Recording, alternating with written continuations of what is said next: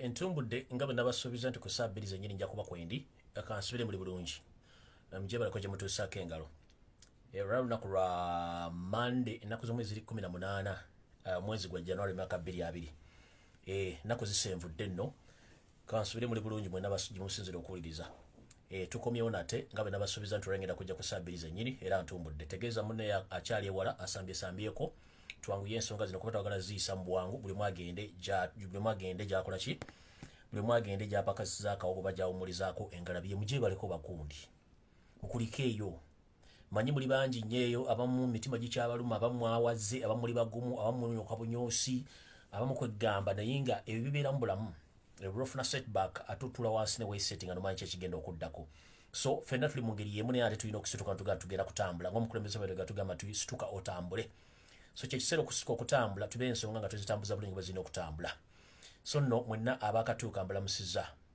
njagala buli mwategeeze munne nti omukulu atumbudde sawundi muŋŋamba sawundi ebiseera ebisinga ebintu bagamba sawundi olumu babeera banyampi olumu si banyampi njagala ombuulire sawundi erikkirya oba ebulamu kyenjagala omuntu aŋambe nti sawundi erikkirya then tulyoke tugende mu maaso njagala omuntu aŋambe nti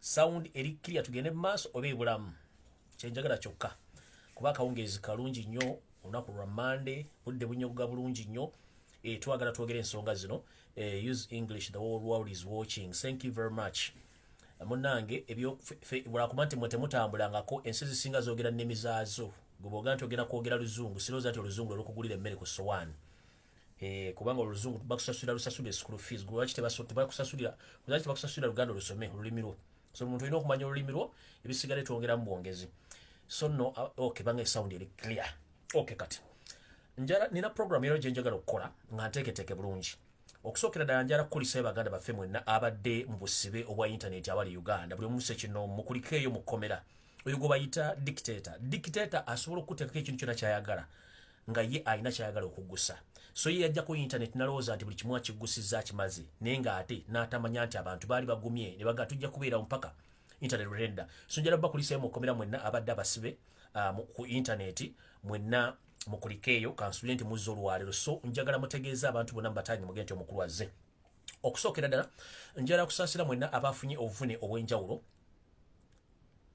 mu kulonda okwabaddeyo abakubiddwa abaasibiddwa abayisiddwa obubi mwenna njala basaasira nti mugume eyo embeera bweri era njala okusaasira kubagana ebifonna abakyali makomera abaasibwa olw'ebyobufuzi bino bye tuli mu Uganda nti munnange bwe tuba tuzanya ebyobufuzi ne dictator ebiseera ebisingayo ekiruzu kimuwakola kikusiba busibi tikimuwa kuteesa n'abantu kimuyangwira nnyo okusiba n'okutta ye n'afuna gaapu wayita so nno mwenna mwe njagala baga ndi mune mukama bankuumira takuumira mpeera era mugume nti ensolo ku kizigo kweri era obudde bwonna tugenda babulira ki ekiddako newankubadde abasinga omwegi mwagala kudduka naye okudduka gy'olagga bagamba nti bugubugu si muliro nkiddamu bugubugu si muliro singa essanja lirifumba emmere naye era ekifumba emmere zibeera nku neeboobera bulungi so gwe bw'onooleta system egamba nti bugubugu muliro omuliro tugenda kuggiisa mmere kujja kugiba bulobubabuzi so ffe tugamba bwe tuti nti bw'obanga onooteekateeka omuntu omutuuse gy'olaga kyovula nti bagamba nti obulimba budduka mangu naye ate amazima bwe gajja gasookayo obulimba naffe ye system gye tulimu tetwagala twanguyire nnyo dictator musota mulumeko mukubeko kuba gwate gusuubira technical knockout eno gyegenda okufuna kati bw'omudumira bwoti osobola okugwa mu mbiizi kati ffe nga ffe abamumanyi bulungi tetusobola kugwa mu mbiizi ate mu montagingira ebiseera tabasira mutano wakalekizi ne banne tetwagala kugwa mu mbiizi twagala tusooke tukozesa ebintu byonna ebyesaana okutegeka tulyoke tugende mu maaso okay njala tandika bwete njala sooka okutumirako bannayuganda mwenna abalonze Robert Kyagulanyi Ssentamu mwebali nnyo mubalire ddala njala tutumira bannayuganda mwenna abakitegedde nti mission etandika butandisi 2 mwe batumiddeko njala tutumirako bannayuganda mwenna abali mu diaspora yonna gy'oli mbaagala nnyo oba oli mu nsi ki mbaagala nnyo kati njala tandika bwenti olwaleero mu nteekateeka ze tulina namutaayika wiiki ewedde mabega nabagamba tugenda tutandika kye tuyita okulwana olutalo lw'ebyobufunna tusooke tusuule gavumenti ya Museveni nga tuyita mu byenfuna byokka tugenda kikola tutya nasooka ne mbannyonnyola mu wiiki zino ezisooka tugenda sooka tumukuba olutalo lw'ebyenfuna nga tetunagenda mu kkooti simanyi abalamuzi bakole ki eyo tugenda tuukayo naye kyetwagala okusooka tumukuba olutalo lw'ebyenfuna lwe tuyita economic war lwe tugenda omukuba ffe nga ffe bannayuganda wano olutalo luno lugenda kudipendinga ku bannayuganda naddala ffe abali mu diaspora mwenna buli woli mu diaspora ng'omanyi nti walonze wateekamu ssente zo wakuumaakuma abantu bagende balonde tugenda kukosa kye tuyita economic war factor ku Yosero Tabasira mutano wa Karekezi nebbanga erisooka nga tetunagenda na mu kooti ajja kitegera. 1 bw'omanyi nti oli Munnayuganda ng'oli mu diaspora obadde oweereza ssente mu bintu bino wammanga sooka obisaleko obadde ozimba ssente ziteekwa akawunti toddamu kuzimba nga ebintu ko tugenda biteeka bwe biti tugenda kuddira nti omwana abadde asoma ng'okusoma kuguddewo yes muweereza school fees kibala omuntu abadde alina famire gy'oliisa sitiru gisindikire ssente ez'okuliisa basindikire ssente nekyo n'ekintu ekiri developmental nga kikwatagana kuteeka mu nsimbi nga gavumenti ejjako omusolo direct ekyo mukyesonyiwe abadde azimba kiveeko abadde agula ettaka sooka holding togula ttaka okitegeera togula ttaka abadde asuubula ng'oli Bulaaya sooka oyimiriza ensimbi zo tozisindika Kampala ziveemu agula ettaka azimba asuubula ng'oli Bulaaya sooka osiba ensimbi zino tokigendamu kiveemu ekyo tuyita economic war. Ekirala njagala buli muntu ali mu diaspora yenna mutandikira okuwandiikira gavumenti ne banks ez'enjawulo n'ebitongole ebirwa ensimbi tebaddamu kuwa Yoseri tibahabula olutabayisula mutano wa Karekezi 10 n'eki bajja kubazimuwaddenga bo so si ku ggwanga nga Uganda nga ddyo kubanga njagala bagamba kino mu kituulire bulungi nnyo mukimanyi Yoseri Tabasira mutano wa Karekezi ekimulemerako omubbi ono bali mu fear ne panic weebuuze omuntu eyawangudde akalulu otandika otya okunoonya DRS forms z'omuntu gw'owangudde if you are not in panic. These people are panicking. State House eripi upside and down. Ngena nabanyumiza akaboza akade mu State House. Yesterday mugenda kutya. Mugenda kumanya bana abasajja bali mu panic. Bebabbye ni ati bali mbuzibu. Whereby tulina system ye tugenda bateka kono bagenda gitegera. Tolwana nanga na kiyenje ngo ina doom. Tolwana nga na kiyenje ngo ina doom. Tulina amaanyi twalonze Museveni akimanyi yatunyaze nga ne bwatunyaze baganye muri recognizing amunsi nati ye president wa Uganda. So mbagamba kasukali keko mwongeremu 1 buli Munnayuganda yenna wandiikira gavumenti woli yakuwa obubuda mu gavumenti ffe twajjano okunonya obubuda nga Museveni atucunya amataka babbye ensimbi bazibbye eggwanga bali mugajinze njala bategeeza buli muwandiikira ekitongole kyonna ekigaba ensimbi ebera NGO kebere gavumenti kebere banka muzigambe omuntu yenna addamu okuwa gavumenti ya Uganda sente nga ne gavumenti temanyiddwa ojja kuboziwoze Museveni ng'omuntu so on behalf of Uganda era ojja kuba tutubanja ekyo nga kiwedde njagala buli Munnayuganda yenna ensimu oli mutandika okukola kye tuyita peaceful demonstration nga mutegeeza ensi ezo nti bwe bagezaako ne beetaba mu kikolwa kyonna ekiwagira gavumenti yose mutano wa Karekezi baba bagenze mu Guinness Book of Records okuwagira ekitta abantu okubba ensimbi z'abantu n'okumega ejjinga eggwanga Uganda. So omukulembeze abasabye nti mutandika okukola kye tuyita peaceful demonstration kye mwakola nga bamaze omukwata nga bamutadde na lufeenya wawuli wairi mu Amerika Bungereza Canada byonna woli ne mu Africa mugende ku bitebe bya Uganda byonna we biri ensi nebanga talina embassy mufune ringirida wammwe agende ku poliisi asaba olukusa mwekalakase nenga mukola ekintu kyetuyita social distance nga mwambalire mask ekyo kyo mukulembeza abasabe busabi musooke mugende mukole kye tuyita peaceful demonstrations. Njala okwebaza nnyo maama oba ssenga wange oba mwannyinaze agenza olwaleero n'oyingira ku embassy ya Uganda mu nsi bw'obadde sitegeddeemu n'olaga obuvunaanyizibwa bw'olina ng'omuntu nti eyo embassy ebeera yiyo ekintu ekyalamu Abannayuganda okumanya nti embassy gabeera makaago nga Munnayuganda yenna omukozi gw'osangamu n'akumanya mugaa nti ndi Munnayuganda wano olw'oku lwange maama njagala okukwebaza simanyi oba ondaba oba tondaba n'ekikolwa ky'okoze tekikolwa mutiitiizi ka video mukolabe kuki mukolabe ku page yange katandise okusaasaana nammwe mwenna Munnayuganda ali eyo okulaga obutali bumativu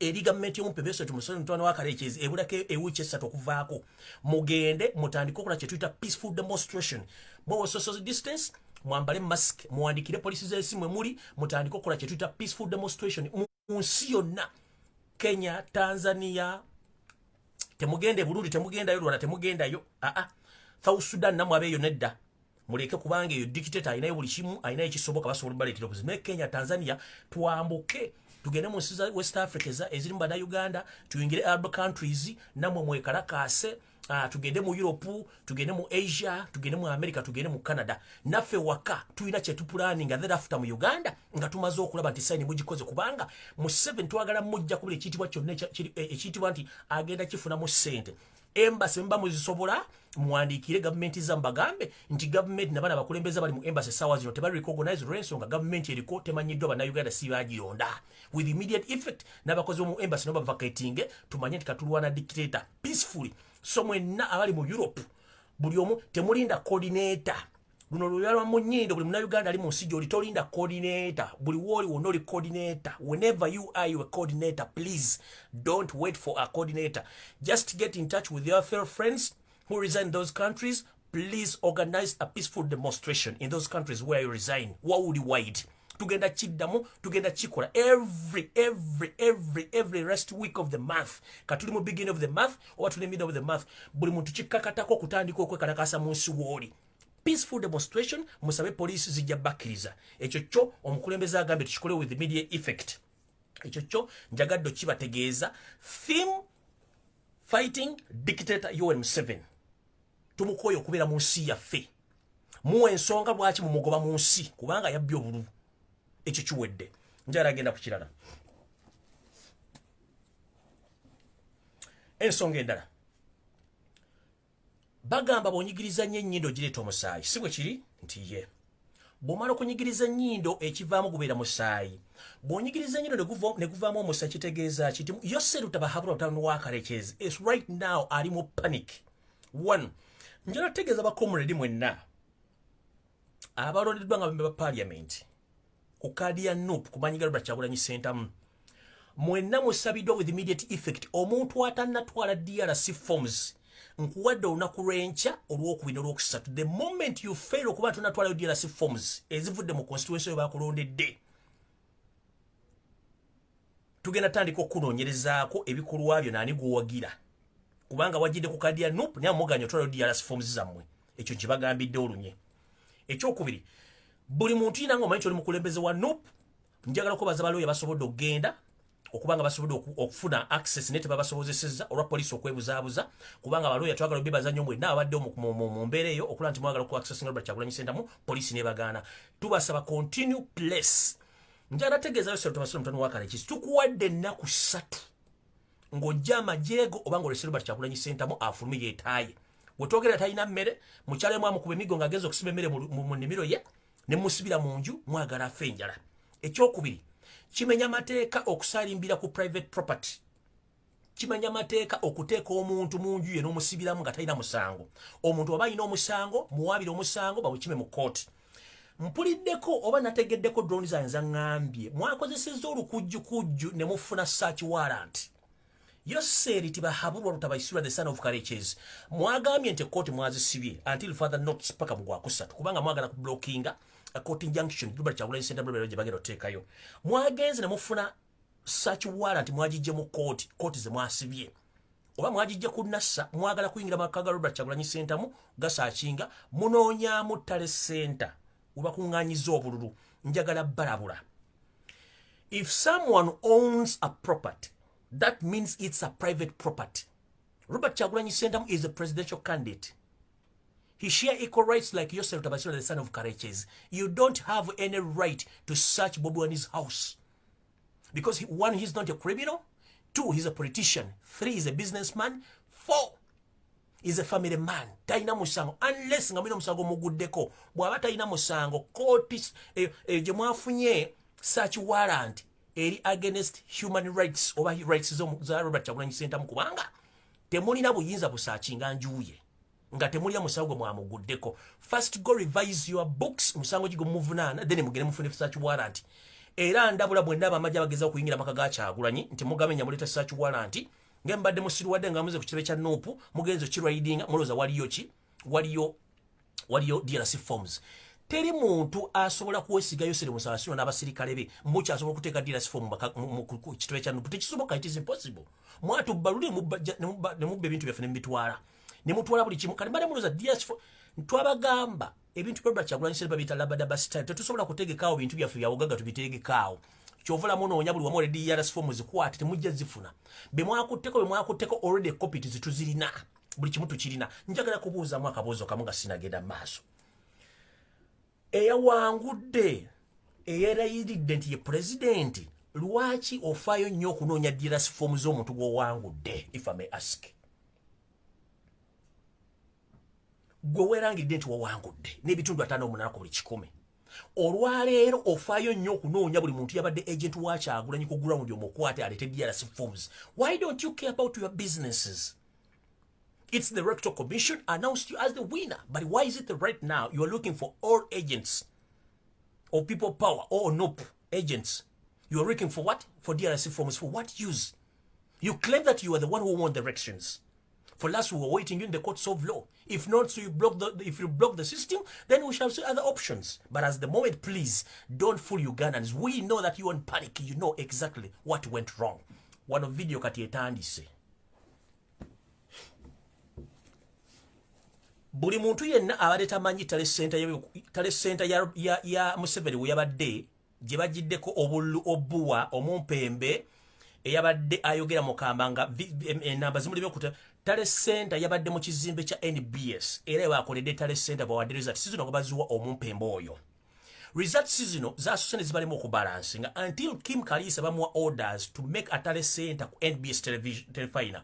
Era nga ye kennyini kamako ekikennyini Kim Kalisa bebabadde mu contact n'omumpembe wa Electoral Commission nga bamuwa result sezo ezabadde doctored ezibalimi okulonda. Wetwogerera kati njagala basomera message eno mugiwulirize bulungi. Njagala muwulize message eno.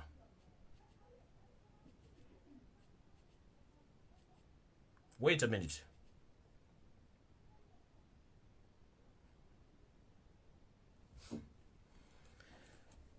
Kim Kalisa ye yabadde expert mu kusindika message oba numbers ezavudde mu kalulu ebintu bino babikodde ku NBS television. Kyovula nti buli TV bagiwadde sente zaayo. Message egamba bweti. As we speak right now, Statistics House / Minister of Finance building has been closed for 1 week with the end of meetings to change the voters statistics. Bakugambye bati. Ekitebe ekya UN munsi yonna kikugambye nti tekigenda kukkiriza byavudde mu kulonda kwa Uganda kuba kwetabuseemu okubba obululu, okukuba abantu, okubasiba n'okubatta. Tweet mugirabye eyo reopen. African Union ono musajja gyaleese oyo gwaleese Burundi. African Union oyo kyali gwe baleese Museveni kenyini yamweterako nga president ng'amaze okutta president yafira mu nyonyi na byalimaana ku Kigali International Airport. Museveni yamweretedde abasigadde teri abamanyi. Yensonga lwaki bakugambye nti African Union entuufu tennajjako kubuzavinga byakulonda. Ne bakugamba n'omusajja gwe bagambye mbw ava mu European Union gwe baleese monitor gwe yadde wandiikako mu European Union yasindisa bubuzaaba. European Union yagenze nekola tweet nekugamba we haven't yet sent any observer in Ugandan elections. That means Museveni yapanze African Union ye n'apanga alidinga AU eyabadde aliwo ng'omufere ne balidinga eyakulidde EU nga naye nga mufere kati ne UN bagambye nti byonna byavudde mu kulonda kwa Uganda wadde ba congratulations n'ebisembi obulabye okulonda okwaddemu okubba obululu, okutemula, okwata abaana n'okubasiba wepo n'okubba abantu emiggo. UN ekugambye akakalu tekamanyi nako kafu narrow and avoid. USA ekugambye bweti. You said it bahabula tabashiwa the son of Kareches. Come what may, ketonyeka gwake. Akalukano either baddamu kabala obo kaddamu kalonda. Kitegeeza kitya. Kitegeeza information gyenna drones zampadde. Mweke nyini mwadidde nga mmaze okulonda Yosef Tawasoma mutawala wa Kareches ne mwokya DRC forms. Information njina mwaocheza DRC forms. If we are to recount all these votes again, musajja mukulu sene webaka bagenda kusiba kubanga toina results zalangide Yosef Tabasira mtono wa Kareches tuzirida. Believe or not. Luck enough, internet yezeko olwali no manyi bana Uganda bandaba. Basindise DRC forms onezisinga obungi zatusedda ku the National Talent Center AU vote mu USA. Era bali mu kukola the final touches ez'okufulumya final report ezavudde mu kalulu. Kati ffe tumala okukola paperwork waffe mukulu chairman w'ebyokulonda Simon Bakama oveyo tubuulire results ziwasomeddeyo Sserutandasira mutano wa Kareches zirirudda wa 1.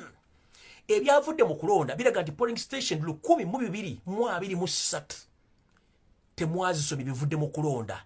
Okukuba kulonda ki? Biraga mu Kampala okulonda kwennyini temwayogera bivudde mu kulonda. Ekyo natwe tukitegedde. Ekyokubiri mukulu Simon Bakama tukimanyi lunye nti gwe mukama Yesu Tabasira mutano wa Kareches. Ekyokusatu tukimanyi nti okozesebwa ku mudumu gwe muli kuba bana babawambye. Remember naga nti bagenda kutta ekyo kyoino kime bagenda kutta okujja obujulizi. Kati gwe kennyini olwaleero mutudde nga ebitongole ensi singa obungi zibaganya bali kugonizinga Victoria mwe Museveni Pombe Magufuli kyaliwo gwe mwasanigadiza amafuta okuba amafuta ga Uganda yakoze tweet nagamba congratulations abatanzire bamutwalaganyiza Facebook nesangulayo ki nesangulayo comment ye Uhuru Kenyatta wa Kenya yakoze enso yabadde ava mu wala jiwe nazuukuka nawandika congratulation message tiyatute wadde 30 minutes banna Kenya bade bagenda situka balumbe state house bagikumeko omuliro najijjayo nakatanda ku congratulating twagala kumanya obuwanguzi bwo ani agenda obukkiriza no one ekisooka linda sanctions kyekisooka ekyokubiri tuna plan namutayika ejja within this week ngenda babu ya Museveni ali mu permit gyatabanga nako mujja tegera nti ensi ya mukyayire ensi ya mukoye either mukwata akolukacha agule ne mukamodiza mugati ya president wa Uganda mudde bali oba mugenda nga amini bwe yagenda kuba Museveni kyemmanyi lwaliro ne jjo meeting gye babaddemu wadduse saa musanvu gw'ekiro mpaka lwakitula ebyo baddemu ngenda byogera wano kati sami wamakama bwe bamaze obalabisa mu nsi yonna nti obululu abantu abalonze babadde bangi nnyo naye obulumu walangiridde bwabadde butono kitegeeza ki wabadde bwenjawulo ya bulu bungi bwemutaasomye ekyo wekiri ekyokubiri waliwo ne district zemutaaganyisi kulonda ne mugano balonda ekyokusatu mwakyusiza ebyavudde mu kulonda mu bululu bwonna obwalondeddwa mu Eastern Region eya Uganda that is Busoga bano candidate bonna okuva ku Kyagulanyi Center mu bambe ba parliament mwakyusiza results zaabwe zonna ne ngazife balinga abantu ba NRM ne mukikola ne mu North records weziri twagala kubuuza category kije mwayisemu yetteeka omuntu okuba nti alangiddwa nti yewira ne mukyusa results kubanga mwati mwagala kuswala njala bagamba mu 70 yafunye wadde even 27% ezakalu okusinzira ku results zetulina olwaleero bwe maze okulaba ng'ekintu kitandise obatawanya baagala kuddamu kukola kye tuyita doctored statistics eziraga ebyavudde mu kulonda beggalidde mu kizimbe ekiri waggulu kula bonita ng'wakava ku Musa Courts abatamu ekizimbe kya statistics kiri wano wakati wo watikamba buliwo kiri waliwo Imperial Hotel waggulu eside eri waliyo Serena Hotel eremmanga waliyo parliament ya Uganda ero ku luguudo waliwo Serena waliwo gundi waliwo Theatre La Bonita then eno waggulu waliyo Musa Courts waggulu waliyo mu bukiika waliwo Speak Hotel weriawo kati wakati waliwo kizimbe ekiwanvu ekyo bayita Statistics House stroke Minister of Finance wetwogerera Minister of Finance yekola ebibalo by'ensimbi statistics kitongole ekibalirira obungi bw'abantu enfuna yaabwe n'ennyingiza n'abantu abafudde n'abazaalibwa mu ggwanga kati kino ekitongole kikwatagana ekitongole eky'ebyenfuna bali mu kukyusa n'okulaba nga bagezaako okuteeka figure entuufu ezavudde mu byokulonda bya gavumenti y'omumpempeso kalekezi okulaga ku international level nti okulonda kwabadde kulungi kanjala babuuza bakulu bw'abanga mukama omwe yawangudde lwaki mwagala kukyusa statistics zaaki 1 Kyagulanyi yatugamba tugende tulonde mbulungi tubaswaze twalonze mbungi nnyo akalu ne kabalimu okukola ki ne kabalimu okubala mukkirize mwaswadde kiwedde kati awo njagala tutandika nvuddewo njala okwebaza nnyo bannayuganda mwenna abalonze naddala mu Central Region mu Buganda Region n'abalonze mu ggwanga lyonna abalonze Kyagulanyi Ssente mwebale nnyo mwatuggyeko emisege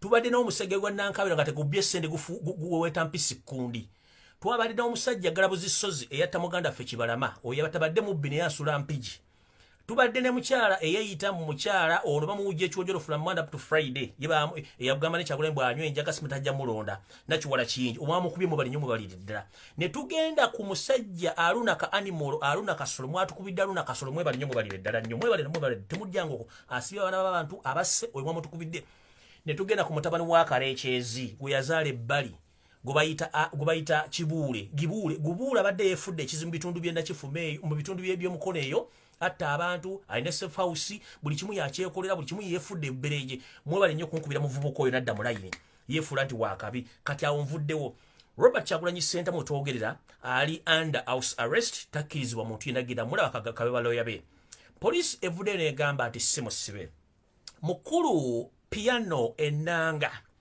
gentleman atasobola nakulabirira baana be wawasa omukazi oba wayagala omukazi n'omufundisa olubuto olina omwana wa myaka 18 wamusuula onodduka nga toyagala buvunaanyizibwa ngenda tandika okukolako research nkuggyemu empale nkusunsula enkuteeke wali ennanga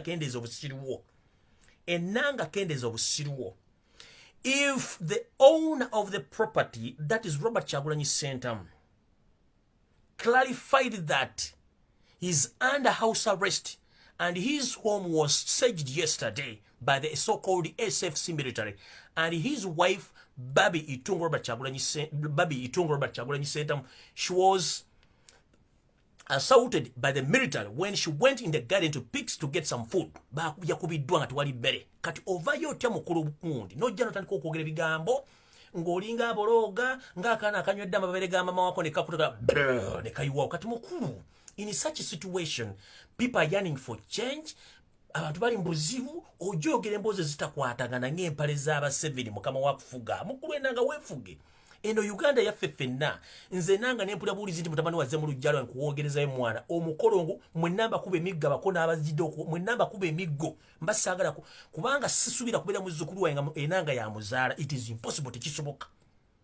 Tosobola kubanga enanga omuto gw'enanga mulimu omwana oba muwala nga agenda kuzaala muzzukulu wange oba mwana omulenzi nga yazze okuwasa ewange n'enzikiza abaana babe bafaanana enanga. It is impossible, tekisoboka. Omukolongo yuwa lwakiri omwana mugabira kapere n'amutwala. Sisobola kukkiriza abaana b'enanga kuwasa mwana wange. Kati omukulembeze atugambye olwaleero mu nnaku okuva ennaku 2 kati olwaleero tugenda kulonda be tuyita bakyamani be C5 mwe mulire meya. Olwaleero obaddewo propaganda atambula mu Kampala. Sharing a video eno. Propaganda mungi atandise okutambula mu Kampala. Propaganda ono asaposalingiddwa omumpembe Salimu Sale ne State House okwonoona erinnya ly'omukyala Nabbira Naggayi Ssempala mbumbega wa gavumenti ne bajja ebifaananyi byonna ebikadde. Let me tell you one thing. Salimu Sale omukazi gwe wazaalemu abaana be wasooka bw'oli nabo olina abakazi mu ddidi nga loole gwe wasooka okuggyako embuzi gwe wawasa. Njala kubuuza batambuza propaganda ku Nabbira Naggayi Ssempala. Omukazi gwe wajjako embuzi gwe wawasa? No. Oba omukazi gwe wazaalemu omwana gw'oli naye? Nedda. Kitegeeza nti mu politics toba na mulabe wa lubeerera. Anytime someone can change his posts. Abamanyira Nabbira Naggayi Ssempala propaganda ono asasuliddwa Salimu Sale n'akubwamu Elias Lukwago sebuli n'akubwamu Nyereko Muhammad ono chairman ono eyabbye obulu bwa Nyanzi Nyereko Muhammad n'ebigrupu by'abayayi mu Kampala abali ku Facebook abalina ebifaananyi bya Nuupu mbawagira Nuupu. If the party decide that Naggayi Nabbira, she's the mayor to be of Kampala, why do you go to other parties n'ogamba osimanyi ngenda kulonda Lukwago? Who is Lukwago? Do you know who is Lukwago? One, if you don't know who's Elias Lukwago, nze omu ku bantu abateekamu n'esente okuleeta oyo omusajja wali mu ofiisi ya wali. Ekyo njagala nkibabuulire, amanyi bulungi. Bw'oba tomanyi Lukwago oba tomanyi Kampala. Bw'oba tomanyi Kampala kitegeeza Lukwago omulayo ejjo. Kati njagala mbasomere Lukwago kubanga president agambye bw'ati. Newankubadde ndi mbusibe sobola kubira kandidate wange meya Kalulu mbasaba obubaka buno mubutwale bulungi. Ekibiina kyaffe ekya Nuupu kiteekateeka okujja obuli bw'enguzi mu Kampala ne mu Uganda nga tulonda abakulembeze ab'enkyukakyuka. Tukimanyi bulungi nnyo nti Kampala badde ajjudde emivuyo egy'okubba ensimbi, okuseera abantu ebiseera by'entambula, okuseera abantu ebiseera by'amayumba, amasannyalaze na buli kimu, n'okutunda ettaka n'amasomero mu Kampala nga bikulembeddwamu Elias Lukwago ne Salimu Sale n'abampembe bonna bali mu Kampala okutunda obutale.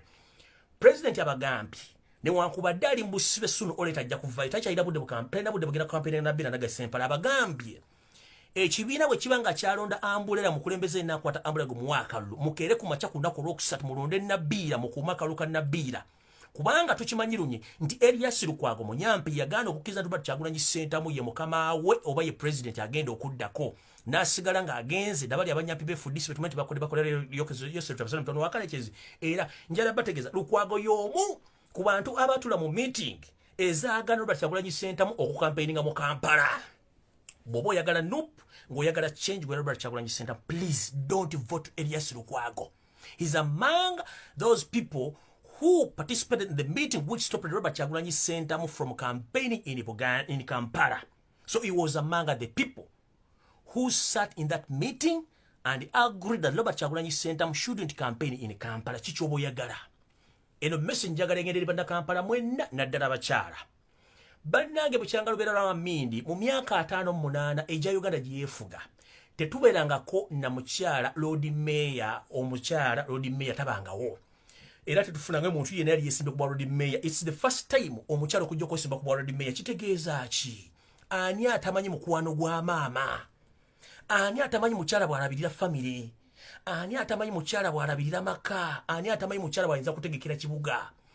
abasajja tumanyikiddwa nti omukazi bw'atakutegeka oba kisajjasajja omukazi yakoleza engoye yakugololera yakufumbira emmere yakuwa caayi ate bw'omala n'omunyiiza n'omukuba ate n'omuteeka mu bikulu bitagambika kati bw'abanga omukazi yategeka amaka yategeka abaana yategeka buli kimu tukwase ekibuga Naggayi Nabbira Ssempala akiddukanye kubanga alina experience ekisooka abadde mu parliament ekyokubiri mu byabufuzi ekyokusatu y'omu ku bantu abagenda okujjawo okubudaabuda abaana b'omu Kampala bunga ku nguudo olw'ensonga mukazi amanyi obulumi Erias Lukwago kyagenda bakolera kubanga ebintu bino wammanga abikoze abimanyi. One, mwenna abafiirwa ssente zammwe during the Parkyard burning yali Erias Lukwago kubanga yafunanga ssente okuva wa mukama we Hamu Kiggundu bayokya akatalako emirundi egyasukka mu 5 mwafiirwa billions ezawera 30. Lukwago was behind the mission with Nsereko Muhammad and Ham, that is Muhozi project bibali mabega wa katalako kocha ebyajjanga nabagambo simanyi ndi wamu nawe ye yali amabega nga amaze okufuna ssente ekino basindika bayene bokya akatalako ne Nsereko Muhammad kitu kimanyi ngenze maaso ekisaawe kya Kabaka Muteesa ekisaawe kya Kabaka Muteesa ekyenda Kivubo Stadium empapula zonna ezikuuma ettaka ly'omu Kampala zibeera mu Kampala Land Board, Kampala District Land Board. Erias Lukwago ye meya abasigadde bonna zibeera department yalina obuyinza. Twagala Lukwago abulira ensi ani yatunda ekisaawe ky'enda Kivubo. It was him or allowed Ham okuzimba ekisaawe ekyo kubanga ne plan tezayita mu council zikola kizaaprovinga olw'ensonga bakolanga kiyita mu lujja. So yatunda ekisaawe ky'enda Kivubo n'atunda Parkyard kati njagala bajjira mutegeni kyo Lukwago yali mwenna abantu be Wakiseka baba basiruwaza akatale kammwe kanake mango oligino Wakiseka market omusajja Erias Lukwago yakolaga ne captain Mugenyi oba major oba Mugenyi oyo musajja omulemu munyankole yalina ssente empya n'enkadde ne basooka bavuruga akatale ako ne baagala okukagula ne baagala okukatunda omwami ono yeefuula ne yeepulanga taliiwo n'amala n'addira finally ne yeekyusiriza abasuubuzi akatale kammwe ne bakatunda agamaje agabeera right now n'abantu abajja babazoganya okutunda akatale ako Lukwago yawaayo ebyapa n'akyusa n'eddiru sente zonna ze mwali musabye ze mwali muwadde loko okuzimba akatale ako yabeekyusiza yoyo Lukwago gwe mumanyika ennyini kubanga balina ddiiru enteeketeeke ey'okutwala ettaka lya Uganda lyonna lifuuka ettaka lya gavumenti ne Kampala olw'okuba nti basinzamu ebizimbe n'amayumba baagala n'ekibuga kino bakiteekemu omuntu gwe banaakontrolinga kubanga bakimanyi bwe bataba na Lukwago olwo gwe bateekawo nga kamafrage tebalina kye bagenda kukola abantu b'Owakiseka market owino buli katale konna akali mu Kampala mumanye nti omuntu yatunda akatale kamwe n'okalizinga ku ssente empitirivu ye Lukwago yali akozeewo ki ebyabuzaabuza abuliza bwereere ngenze mu maaso. Lukwago nga mmeeya yali avuddeyo n'ayogera ku bizibu byammwe eby'emisaala gye musasula mu renti takyogerangako yasirika okitegera yasirika amasannyalaze ge musasula amayitirivu yasirika kasasiro gwe musasula mwaliba omuntu bw'osasula rent it is the responsibility of the landlord okula kasasiro ng'egyogera omuntu wala mu kibuga Kampala yasirika tenda baziwa abantu babbi ba gavumenti bakola ebintu bino tugenze ku toilets zino eziri mu Kampala ezisinga obungi yaziteeka mu ttenda nga tamaze kumanya nti omuntu wa bulijjo afuna atya mu nfuna ntono owa mu Kampala bataleka batya musaba ssente okuva ku bitano okudda waggulu okweyamba mu kibuga Kampala ng'ate mwakolera asasula emisolo ekyo nakino nakibalekera babba ne babazza wali ngenze mu maaso. Amasomero gonna agali mu Kampala ettaka lyage lyatundibwa Erias Lukwago ne District Land Board bwe bali mu kintu kino okutunda ettaka n'ekisaawe ky'odi Kampala kitunda kene waggulu Erias Lukwago yakirimu Bati Valley okutunda ekisaawe kya Bati Valley kiri waggulu eri ng'ovudde ku Bati Valley opposite n'ekisaawe kiri waggulu Erias Lukwago yakitunda n'akwata ssente n'atambula n'agenda Bati Valley obuvuyo obulimu n'ettaka n'ekisaawe obutakulaakulana n'essomero lutakulaakulana Erias Lukwago gy'abirimu ngenze mu maaso. Park amateeka gonna gaali gazetted okuyamba bannayuganda okutula mu paka ze twandiise paka zimula abantu batambuddeko mu nsi yonna kibuga kimu nsi yonna kitalina paka abantu batuula if I may ask tekiriyo. If you don't like Nabbira Naggayi Ssempala that means you don't like Robert Kyagulanyi Ssentamu bwe tuba tugenda kulwanyisa corruption n'obubbi mu Kampala mulonde Nabbira Naggayi Ssempala Robert Kyagulanyi Ssentamu abasabye abagambe tagenda kukolagana muntu yagana muri recognizinga nga president namulimu empindi ku mabega nga ne meeting ezasembyeyo ez'okuba abaana emboko mu Kampala n'ebitundu byonna ebya Masaka Erias Lukwago yazibaddemu nga bamusibidde mu special chopper eyamukimyogera mu meeting ezabadde bombo zinabategeezi kuba option zadde bbiri bali bayinza okugenda kasijjagirwa oba ogende bombo bamuweereza ennyonyi special n'emutwala ebbombo okugenda mu meeting eyokulaba nti engeri gye bagenda okukuma mwaka luke era bamwongedde ne security otuwogera tosobola asobola mutukako salimu sale ya mulimu anda mujjukire mu mivuyo gy'okutunda Kampala n'ebitundu ebintu byasi bamuwa n'ebirabo by'okuzimba ennyumba 2 eyeyeka Wakaliga n'eri ku Mityana Road gye bazimba oyeri Lukwago y'omu ku bantu abadde bazannya data games ne lutandikano kiza Besigye mu Kampala nga basandi opposition nga sibo opposition ekyo mukitegedde bulungi Kajjara bagaba nti omuntu yekka Robert Kyagulanyi Ssentamu gwe yawa card mutandise omuli empindi ku mabega nga mukozesa government money nga mulowooza nti tujja kutegeera omuntu yenna alonda ku Robert Kyagulanyi Ssentamu na Bira Nagayise Mpala ebisigadde birekere yajja kwekumirako liko kubanga akamanyi mwenna abakyala bw'omanyi nti oli mukyala ng'okulira mu Kampala oli mukyala oli mu Kampala mw'osula mw'owerera for the first time tukole history tulonde meya omukyala kubanga omukyala manchi kimutegeeza omukyala aba akyala buli wamu ate omukyala alabirira bamanye ennaku y'abakyala bannaawe okusinga bano abasajja batalina kye batukoledde londa na Bira Nagayise Mpala ku Robert Kyagulanyi Ssentamu atajja kusobola kujja ku kampeyini ze oba okubeera kubanga akyali mabega wa mitayimbwa mu njuye gye bamutadde ebikolwa byonna bino ebisiba Robert Kyagulanyi Ssentamu butajja mu Kampala Lukwago abirimu kati obanga oyagala Robert Kyagulanyi Ssentamu ng'olina ennaku lwaki ate ogeza ate okuteeka omuntu omunyampi mu kibuga Kampala kubanga balina mission etwala ekibuga Kampala bakinoonya dde kitwala kikyabalemye kuba basingamu akeri basingamu amataka bwe mulonda omusajja ne mugamba mugenda mulonda it's up to you mwe munaamanya awo nvuddeyo sigenda kulwawo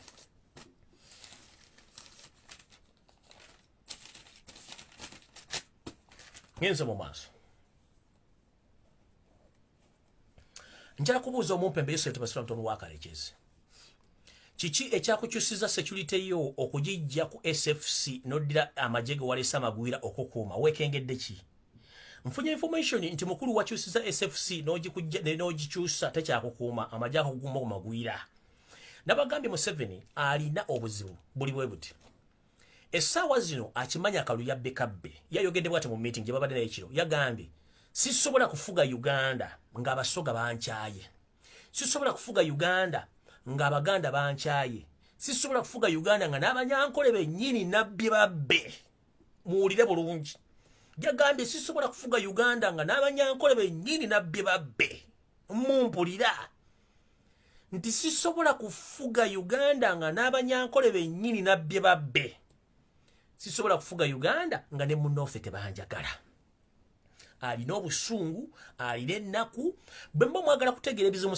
Museveni byalimu Yosef Basira mtono wakalekezi muwulirize video eno bwe bavudde beyadde yakyali mu meeting era bamugamba mukulu twetaaga okuba nti tugenda kukola ebirimu bino wammanga twongere amagye gakuba abantu gaba batte Museveni yabagambye bw'ati Museveni before nga tannayogera mukoddomi we omu ku bakoddomi we ate nga yerooya yamugambye yasitukuse n'abagamba nti bane mumanyi nti tukoze ensobi nti yes akalulu twabbye Kabbe tukkirize naye ate ffe tuli ku pressure era ne pressure mugira wano mu meeting mugira batiye naye ekikolwa ky'okulagira amagye okutta abaana kikolwa kyabwe kyamu nnyo tulekeraawo ekikolwa ky'okutta abaana n'okuwamba abantu kino nno olwakyogedde mu meeting Museveni ne yeekandaga alina ekikopo kye mwanywera kyalinaku zino akikuba wansi katono kyatike nga wuli obusungu ekisooka yabadde amaze okukola protesting nga nti takyayina laaka wadde omukisa mu bannayuganda tasobola kulidinga bannayuganda takola ki era Museveni babagamba nti ayabise oba Museveni agudde eddalu mu kimanyi nti ekimusudde eddalu kyekintu eki tasuubira nti abantu bagenda kuddamu omwagala kyekisooka ekyokubiri akitegedde ne bwana spendinga billions of money takyasobola kwagala bannayuganda thirdly akimanyi nti alina loans ez'ensimbi ezimubangibwa amawanga nga China whereby bw'ava mbuyinza essaawa zino eggwanga bali mogeginga for 49 years baliguza Abachina which mubadde temukimanyi kankibanyonyole China ng'eggwanga lyawula Museveni ensimbi mpya n'enkadde bazikozesa mu personal use Museveni kye yakola n'agamba Abachina tetugenda kukola nkola gye mukoze mu mawanga amalala ga Africa okuwamba ebibigundu byago ye tugenda kukola ekintu kino tugenda kufuna amu ku bantu b'enneesiga mugende babeere mu nsi yammwe kwe kukwata former chief justice n'omusindika China abeere ng'omukwataganya wano mu Kampala mu Uganda Abachina ne babeere beetu okuva mu nnyanja Victoria okusoloza ekisaawe ky'ennyonyi Entebbe banaatera genda mu revenue n'okuwamba ebintu bya Uganda bisinga obungi ne tebagenda biwamba direct no bagenda kuddira still nga management eriwo y'Abannayuganda. Naye nga basupervisor batava mu office bagenda kubeera ba China nga bakolera on behalf of China government. Sente yonna esoolezebwa ku kisaawe Entebbe, sente yonna eva mu nnyanja Victoria n'ebitundu ebirala nga gold mines ne gye basima omusenyu bigenda kusimibwamu ebyobugagga okumala emyaka 49 eggwanga baali mogejinga. Kati Museveni amanyi nti gavumenti bw'ekyukira no ssaawa zino talina kintu kyagenda kusigaza.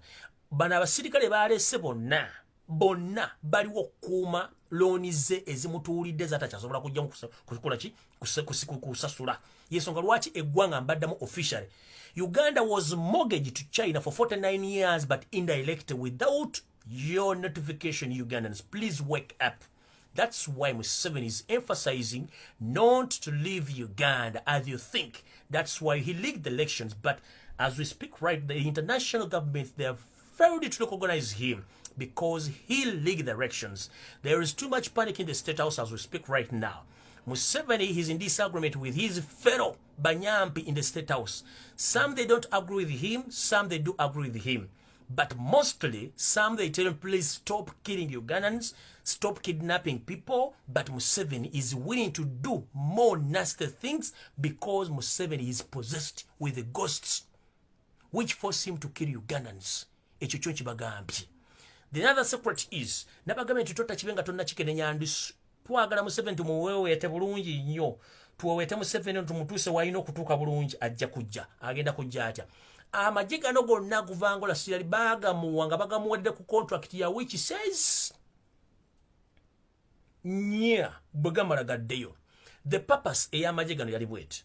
Museveni mu theory gye yasoma nti Bannayuganda okukeringa Victoria bagenda kwekalakaasa gye yasoma. Kyovula badaga nti mwenna mu Gaddafi gye beekalakaasiza yali weak teyategeera nti ye South Sudan Katumu nti obukulembeze yali weak teyalina guts sobola kukuba bayeekalakaasi nti ye n'agenda Egypt nti bonna baali weak ye n'agamba nti zengenda kikola labada basitale nga akoppa Robert Kyagulanyi Ssentamu I'm going to deploy na deployinga naye mu kudeployinga agenda okizula nti amagye agamu tegali against that action n'asalawo adeployinga amagye amagwire bagamuwamu witches nya.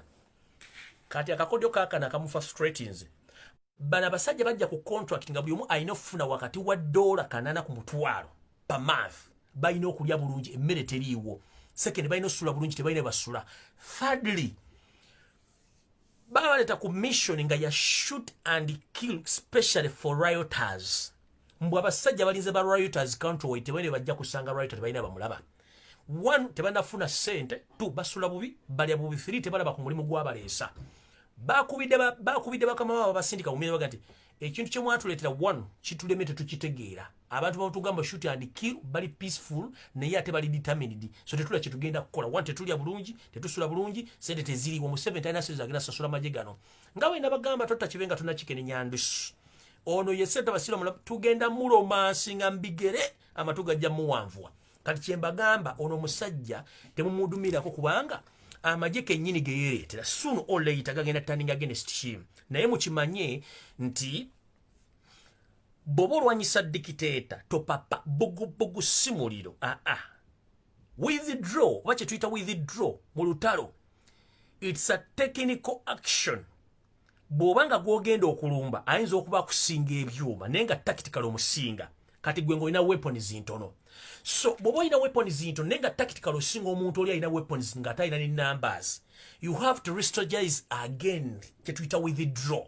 Right now we don't fear to riot, no, but we need to get tactical moves as well arranged and calculated when we're engaging yourself. The first tactical moves we are doing right now, we are encouraging each and every Ugandan worldwide please to organize a peaceful demonstrations worldwide. And we encourage all Ugandans wherever you are right now, please write as many as you can to international banks, NGOs, parliaments, and state departments. Please encourage them not to recognize Museveni as elected leader of Uganda due to the followings. Tactical withdraw gye tusooka okukola kati soke kive bweru nga bwe kyasooka okubeera ebweru nga bwe tulinda wano. But Museveni nkuwadde 4 consecutive days tugenda kukola ekintu kyekimu. Museveni talina mamagye gamala kuwa poliisi kuwakanga bannayuganda. One, yatuuse okuba nti olwedde yaleese amagye amagwira, alina SFC.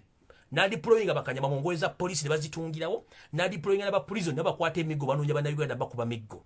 N'addira abalocal defense n'abatamiivu n'abateeka mu magye aga temporary police n'abateekawo. Kitegeeza kitalina magye. Tulina district eziwera 10+. Buli district buli muntu osobola okufuuka coordinator. No need the appointment later. Just the pen you have can make you to be a coordinator, to lead a revolution. Robert Kyagulanyi Ssentamu said, even though I'll be on there, but this victory is yours, is not my victory.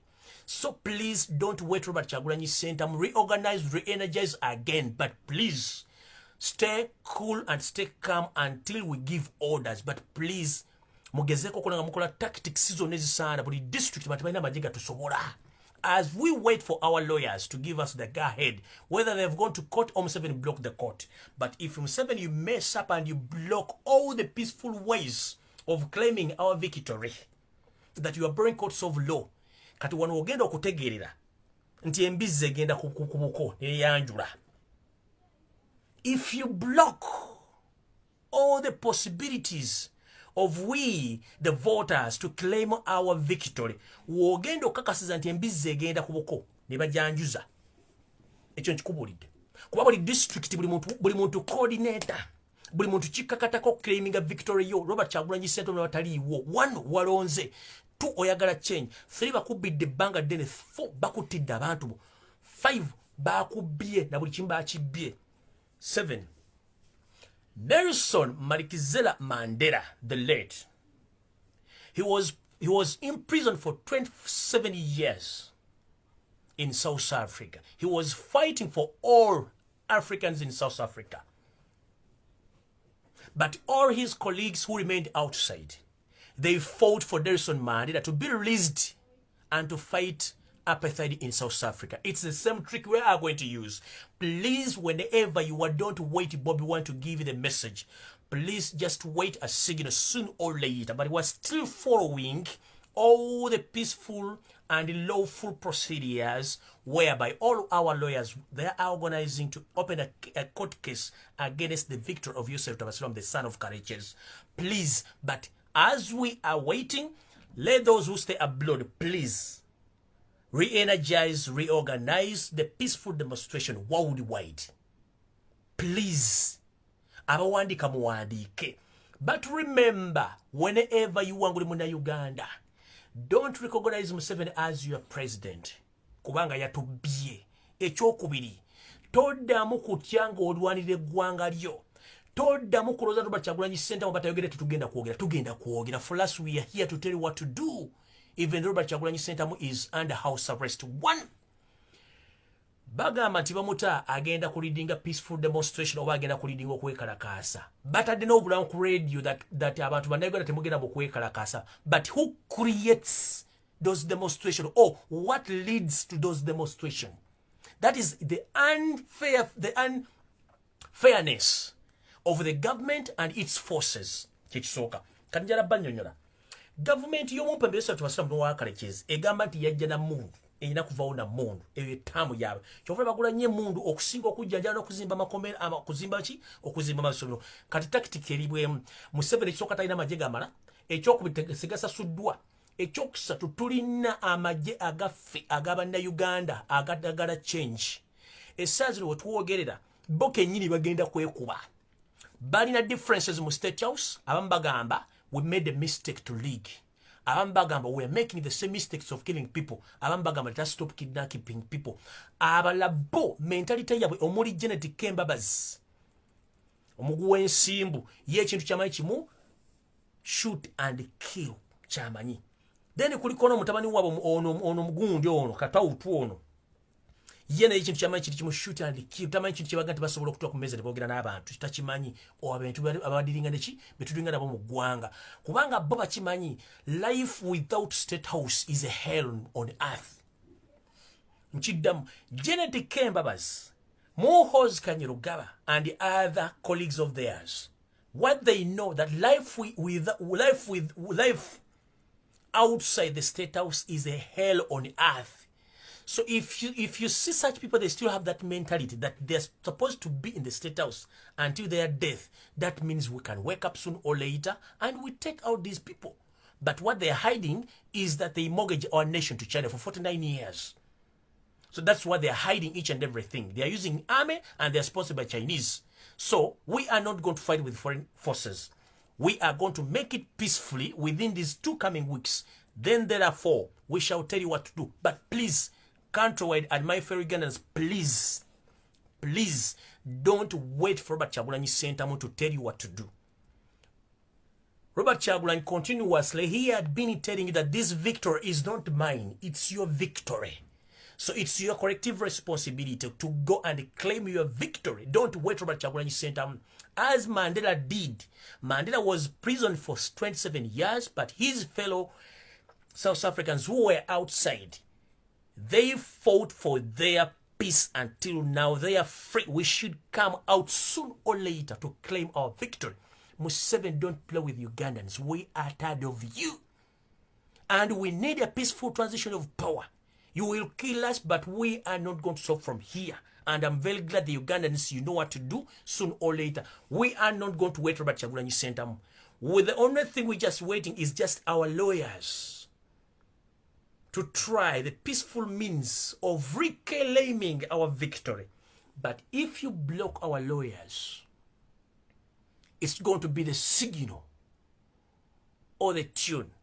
Emitima gyakaluba. Chidam. Ngenze maaso.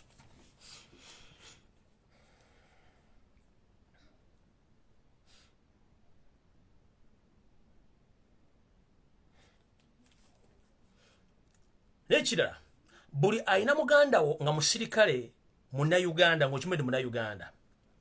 Bwe kiba kisoboka mugambe, obudde buno nga bukyali balakisi yonna gy'alimu, ate abinnyike mu nsuwa. Whereby na information nti Museveni ne batabani be bakire baagala twala obuvunaanyizibwa okutandika okuteeka bus mu balakisi zino nga zijja zipiikinga abantu abamawanga ag'enjawulo abatali ba famire zaabwe ngera tebagwa mu kategori ya famire yaabwe, babatwala kiro tebaddamu kulabika. Buli gwanga balisoma okusinziira ku muntu gwe baagala ne basoma ne bajjuza bus n'efuluma n'egenda, abaana abo basirikale tebadda, babatta. So bango ine muganda wali maje nenga Munnayuganda mumaiti Munnayuganda mugambe bwe kiba kisoboka abinyike mu nsuwa kubanga Museveni baagala kendeza namba ya maje agatabaagala nga tebakimanyi nti abaana abo bangi. Ngenze maaso.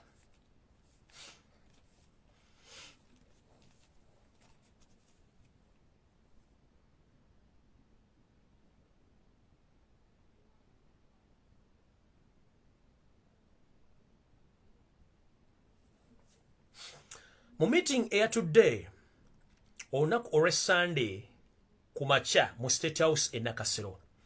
Eyakuliddwamu omumpembe Janet Kataha Museveni, Muhoozi Kanyarugaba Museveni, Kandiho n'abala. Bakkiriziganyizza lunye obutakkiriza Robert Kyagulanyi Ssentamu okufuna emmere afiire mu nnyumba ye afe enjala. Kubanga amakubo gonna ge badde bamanyi baagazibye nga tebakkirize muntu n'omu ayingira wadde afuluma. Kyovula Robert Kyagulanyi Ssentamu olumu afulumira manju oba emiryango naye gonna baagataddeko amagye. Bwe mwalabenga Robert Kyagulanyi Ssentamu bamugoba, kitegeeza nti baagala afiire mu nju enjala. Kitegeeza ki?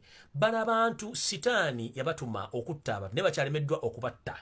So njala bategeeza nti amagye gamulaba Robert Kyagulanyi papasire galiwo okumukuumira omwo obutafuna mmere lwakiri afe enjala. Ne kino tekigenda tuyigula ttama olw'ensonga lunaku lw'enkya njala tegeeza bannayuganda mwenna buli alina ekiwagu ky'ettooke, alina omuno gwa lumonde, alina omuno gwa mwogo, alina enkota, alina embaata, alina embuzi. Twagala kusimba kanyiriri ng'akamunyeera tugende n'ebisero byaffe eby'emmere tubitwale owa Robert Kyagulanyi Ssentamu. Temulwana na poliisi, temulwana na magye. Muyimba ekigambo kimu tuliyambala engule nga musonga Robert Kyagulanyi Ssentamu. Olunaku lw'enkya kutwala Robert Kyagulanyi Ssentamu mmere ejjule compound yonna tugimulekera awo n'ebyokunywa soda mazzi byonna tubimuteera awo asobole okuyita mu mbeera eno mpaka tunaggusa ekintu kino. Mbasaba olunaku lw'enkya lwakubiri buli muntu alina ekiwago ky'esitooke, omune gwa lumonde, ogwa mwogo, alina embuzi, alina enkoko, alina kasooli, alina mwogo. Please olunaku lw'enkya Tuesday tutandika ssaawa 4 okuva mu bitundu byonna eby'eggwanga. Temuyomba, temulwana, mugenda kutwalira mukulembeze emmere. Kiri mu mateeka okudonetingira omuntu ekyokulya. Kubanga Museveni tasobola kuliisa bannayuganda. kitegeza tasobola kuleeta Robert Kyagulanyi Ssentamu. Mission gye balina baagala mukaka yakkiriza emmere yaabwe gye bamuwa. Tukimanye emmere yammwe era ne mu State House ya buffetta abantu. Kala gye mwagala okuwa Robert Kyagulanyi Ssentamu. Namwe muntu balemu ku magezi please. Count us knowledge please. If you can't feed all Ugandans, how dare you feed Robert Kyagulanyi Ssentamu? We know all your intentions that you want to poison him to die. So how dare you stop people from donating food? So now I call out upon all Ugandans, please, where are you? Please, tomorrow, it's a day we are going to take food to Robert Kyagulanyi Ssentamu, but peacefully. Don't fight with the police officer. Don't fight with any army officer, please. Peacefully, tomorrow we are organizing to take food to our new elected president, Robert Kyagulanyi Ssentamu. Don't fight with anyone. They want to kill him by using of poison or by let him starve until to death with his wife. Achitugenda chikiriza kwa musemateeka tekiriyo. Wanano wengambira mumpembe enanga Freddy mukama wange wumuzaako engalabi. Gwetukimenti amagezi gabaga mutwe simugejjo singa obunene bw'omutwe gali amagezi singa gwe inspector general of police. Nolo kuba mbala baga entegera ya munguba eringa yambata ereka ebyana nebiseeya ku mazzi nebulira mu mwala yensonga lwakuba bakuwa obwogezi bwa police oyogere olyoka oyogere n'amati amafuukuule gonna g'oyagala okwogera ng'oyagala ositiriwaza abantu. Enanga mu nsi Uganda n'abantu abagiri mulowooza nti bannayuganda bamusoose okubeera mu Uganda oba. Share this video. Nabagambye wiiki eno gye tukubye mabega. Wabaddeyo meeting eyayitiddwa omumpembe Muhoozi Kanyerugaba mu bitundu by'Embaale. Wayise bannaddiini n'oyita ba commanders n'oyita bannabyabufuzi n'oyita n'abantu abalala. Wano meeting, the previous meeting which you held at 5 a.m. in Reza and Charles Peter Maiga's house in Reza. That meeting was set to send two gentlemen, including Robert Mao and the so-called Katikkiro of Uganda, Charles Peter Maiga, to go and engage Robert Kyagulanyi Ssentamu to know whether he still have more friends against Museveni's regime. That meeting was held in Reza at 5 a.m. in the morning. That was on Friday night. I got the information and I spread the information. Right now, as we speak, that mission was cancelled. But you resorted to call another meeting in Mbare. You yourself. You called all religious leaders, commanders in army, politicians, and some public figures. In that meeting, Wabagambye, please tell the public to accept the results which were led by Simon Babakama. But these people are old enough, they know exactly what went wrong. You rigged the election with your father, you are trying to force yourself on people. People, they are saying enough is enough, we don't like Museveni again. And the entire continent of Africa is against Museveni's leadership. And I encourage all our brother and sister, or the continent of the Africa, please don't accept Museveni's leadership because it is illegal. Museveni killed Ugandans. Museveni kidnapped Ugandans. Museveni is a terrorist. Is a threat to East and Central Africa. He creates war and he claims to be the person who is going to stop those wars. By finding those wars, creating labor groups, he's the one now controlling East and Central Africa in purchasing ammunition worldwide to facilitate all those rebel groups in Congo, Central African Republic, Sudan, Somalia, everywhere. He's a what? He's a warlord now. He's no longer a leader, he's a warlord. So please, all our brother and sister on the black continent Africa, tell your readers not to recognize Yosef Tibahabura, the son of Karek, that is Joseph Museveni, as a new elected leader of Uganda because he didn't win the elections, he rigged the elections. Because Robert Kyagulanyi Ssentamu won those elections with 73%, but they turned those results into Museveni's favor. We've seen a lot of evidence whereby the Electoral Commission chairman and his mafias, they changed the Ssentamu's results to Museveni's results. There was a cross of results. If Robert Kyagulanyi Ssentamu got like 900 votes on a polling station, they write 09 votes and they give 900 to Museveni. So Robert Kyagulanyi's results, they were given to Museveni to increase the number. In the process, we know all those tricks. That's why you banned all the DRC forms. But if we reach in court, man, you explain where you got those results. Well, now what we wait again with chairman of your crowd or jet to Budia. omwotunulira ng'omutaamazeewo mukulu gwe mwotunulira ng'omutaamazeewo ojja tubulya gye wajja ebyokuna gye wabudde eggwanga osigenda kulwawo ngenze mu maaso.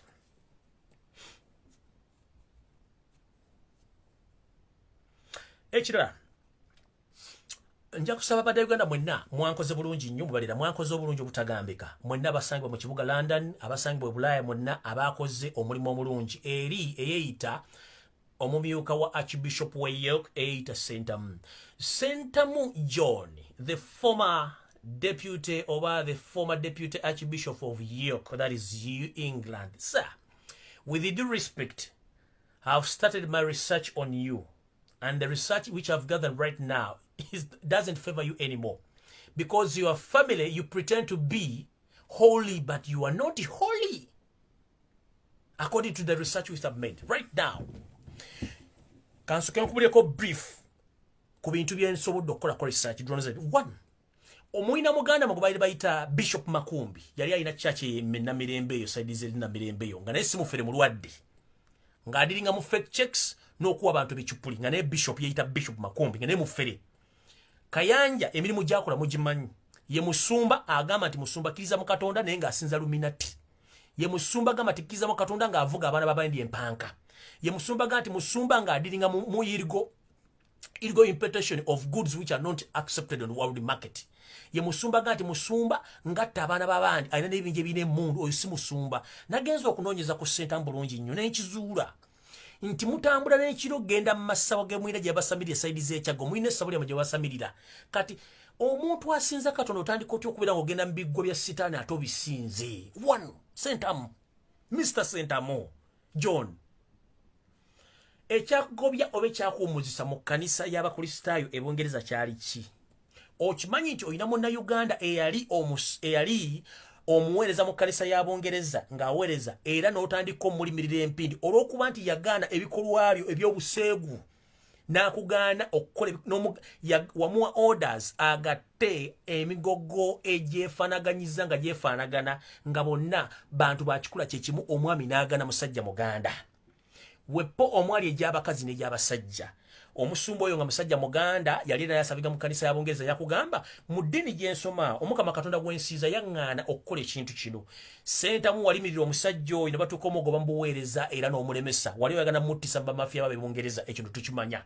Sentamu gwe kennyini mu records zo gw'omu ku baffere abadde mu kyaki ya Uganda ng'ogatta emigogo gy'abannayuganda egy'ekifere okufuna obutuuze, which on our daily life as we people who live in foreign countries, it's okay.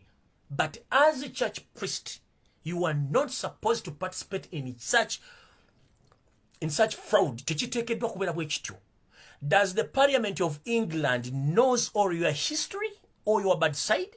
That you are participating in the murdering of Ugandans by bribing all Ugandans who go against yourself. Does the Parliament of Uganda knows that you're on the payroll of the State House of Uganda?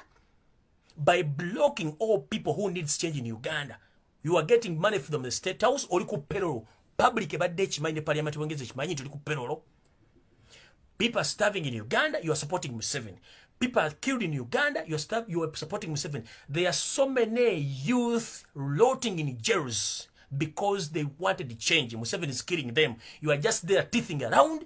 Oyogera biga bitakwatagana indirectly oli ku payroll ya Museveni. Tukimanyi bulungi nnyo. Bw'ova mu Bungereza otambula misano otuuka kiro osibira mu masomo go mu ekiri ewa ekyagwe gy'obeera nga musamira ayino lyokodde Bungereza weyita musajja wa Katonda. Mukulu njagala weetegereze otunule feesi yo n'endowooza yo n'entegeerayo oli kifaananyi kya kitangaala ekyekizikiza mu bantu bonna Bannayuganda. What? Wavaayo wano ogamba nti wasala sekapulaya n'ogamba nti ndigizaako ng'omumpembe wa Zimbabwe alekeddaawo okutta bannansi n'okubabonyaabonya n'okikola. Ensi n'ekutunuulira nerowooza nti otegeera nnyo.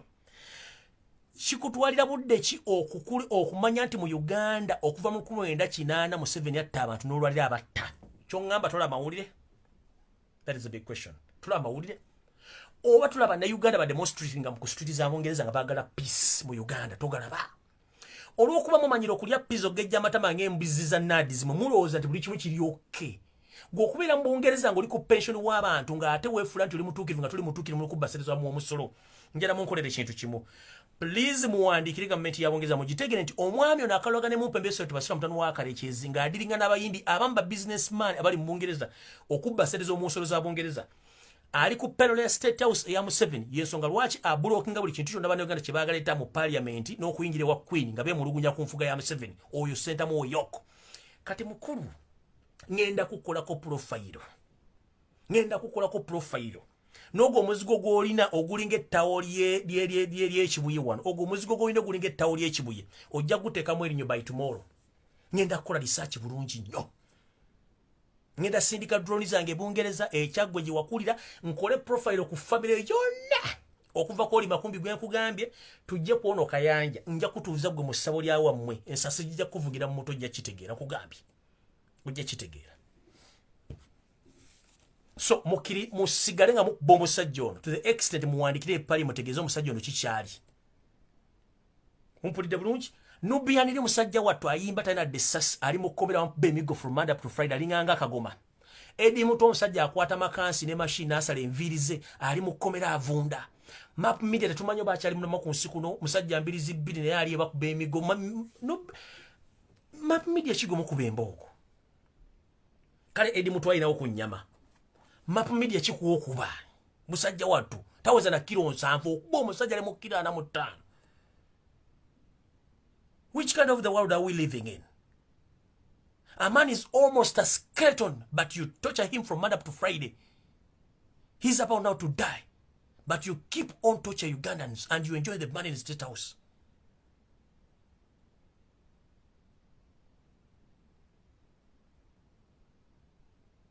Meeting around the State House. Ngabaganya okukkiriziganya. Museveni akimanyi he's hated by all Ugandans right now, and he got the sample.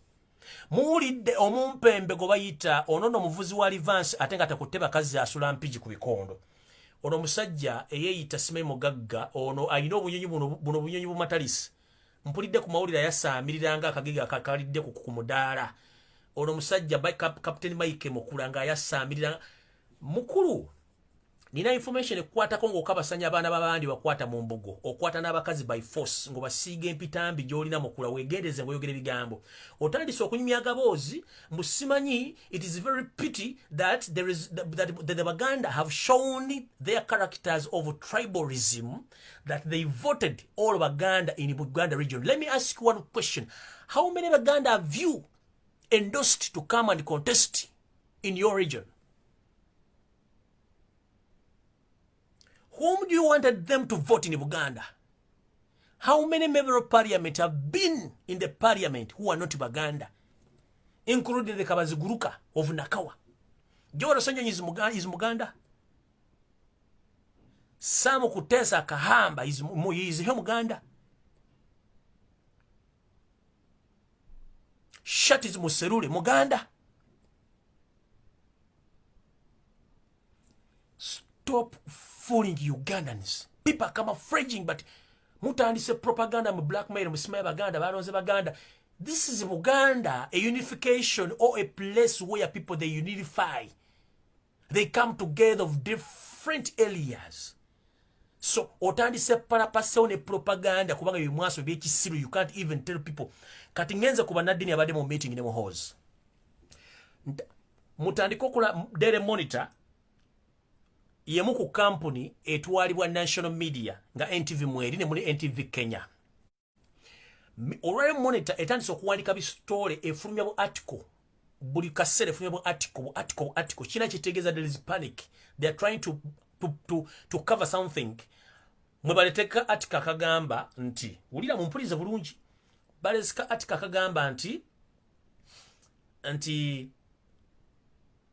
Nupu abagironze wa Museveni Nupu abagironze tebanategereka gye bavudde netandika okuwandikawo bistole bitategerekeka mbadde nzijanjigoberera ne njagala mutegere TV za Uganda kiki mutandike abagala enkyukakyuka temuddamu okuwuliza biradio bya Uganda muyine essimu NTV mujuba wikoting temutwala na business zammwe NTV eyo mujigobere naddala ku masimu gammwe temuddamu ndagifollowinga Bukedde TV abatunde mumbwa eri ekigalanga eri abakazi abanobye abasomako n'abataasoma ababika abantu ne bakola bisitole eyo mugigoberedde kubanga biki eyo New Vision ebuke temusoma amawulire ga Bukedde kubanga ne bwobulira sosi y'amawulire tebagalida mudde ku social media ku mugendo ofuna amawulire agali ne censored agatali mawaate unpeeled news temudda ku biredi eby'ekisiru n'ebitivi eby'ekisiru kubanga biri agenda tusobola tyabula olaba tusobodde okutwala Robert Kyagulanyi Center mu State House nga ye president nga tetulina the media gye twasasula tetulinako TV presenter atuendosinga tetulinako radio presenter atuendosinga tetulinako ne tusobola okutuuka kiki kyetwetaaga ku TV za Uganda. What do we need on those media is in Uganda. They are just ever diverting people, blackmail and confusing people. So please stay where you are. Tutuziza Robert Kyagulanyi Center mwanu nga tuli ku social media. Mmwe nabataddemu ssente zammwe nga muteekamu ssente Dr. Robert struggle weeri. Kati temuddamu okuliza bitv ebyekisiru nga bisasula ssente okukola ebintu ebyo. Mukole buli kye mwagala kyonna. Temuddamu kugoberera bitv ebiredio buli osobola. Let me encourage anyone. Please, the work I'm doing, you too, you can be a broadcaster. There is no need of anything. I'm not a journalist. I'm just a messenger. You too can be a messenger. America, you are freelancer. Even if you are freelancer, you can please use your phone, use your account to broadcasting each and everything you feel like. Don't fear anybody. When you keep quiet, you die. When you speak, you die. So please, use your brain, use your mouth, use your experience, and express what is in your heart. The moment you express yourself, that means you relieve the pain which is in your heart. But when you keep quiet and you keep yourself into isolation, that means you will go into depression. So to decrease that depression and the pressure, please speak as I do. Sometimes mbera munyivi nema zijja njogera na munemba ku kintu kyenina. Nabankubira simu lumpule mbagati nino Lumbuye. Nembaga yes it's me kubanga bwenva ku media kuno ono chemical ali mulala nnyo ne Lumbuye. I think you can observe that people who call me direct on my WhatsApp number or direct calls. Sometimes yes, it's me. No, ono see, it's me. Why? Because there are two different things in me. Ono yogera bamuyita chemical ali. Gomukubire simu ngali mu free time bamuyita Lumbuye. Abali lakisinze. Kati ono ali wano chemical ali no sense man tayagala kumanya. Sagala kumanya enjita oba ompalana n'ompalana kubanga eyafa n'ataafa fenna tusigala tuli bantu ate tusobya tuli bantu mukitegedde bulungi yensonga lwaki mugadi gwe tukubidde essimu yo yes me bwe mba ndi mu free time nga maze okwejjako anga n'obusungu mbeera muntu mulala nnyo so whoever calls me you are calling Lumbuye but not chemical ali. Chemical ali is the one who is right now here atayagala kumanya yasala leerwe enjita Museveni olwavude mu meeting era bamaze baganya okukiriziganya ng'amaze otegera nti takyalina pressure. Kati let me tell you one thing. Museveni yabbye akalulu era yeerangiza nti ye president naye mbabuulira mutoya agenda emirundi 7 adde 2 takyasobola kulya kintu kyonna kubanga ne balina babayiraliikirira 3 talina security emumala kati kubanga ne babeera nababatya 3 mu State House kati yambalemu ne bulletproof. Luli bulletproof abadde ajambala nga afuuka ne mu State House yambala bulletproof. Abadde alya emmere kati alya sumbuusa takyasobola kulya mmere tekyagenda.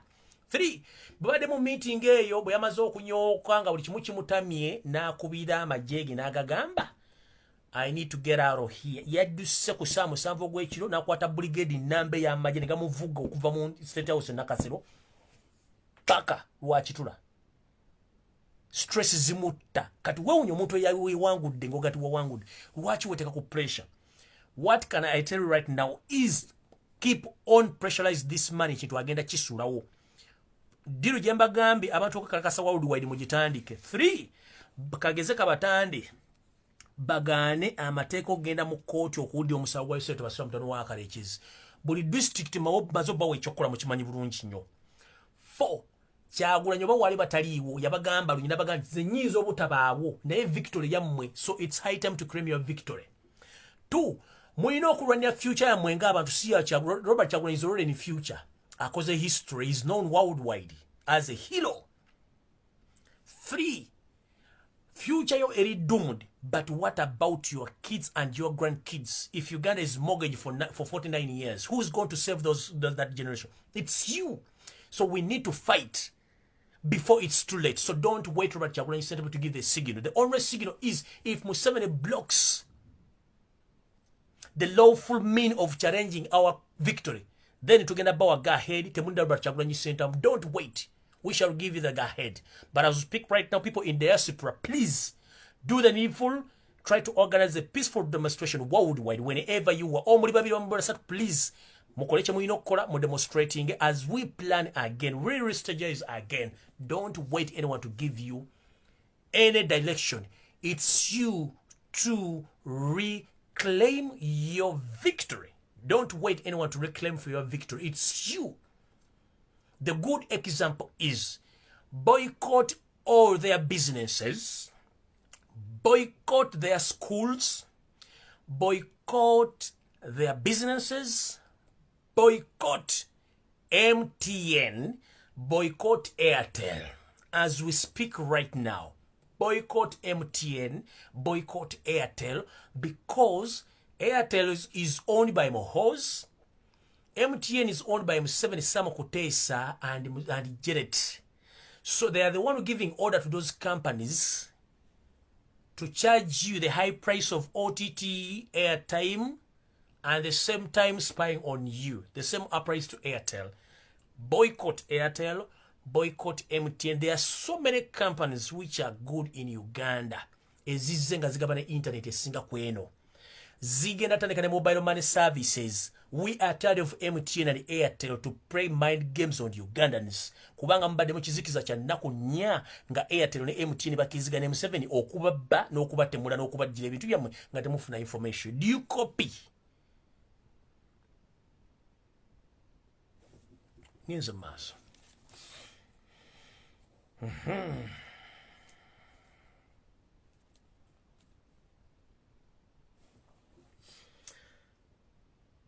This message goes direct to all those who didn't support yourself, Tabasura, the son of courageous, most especially the religious leaders.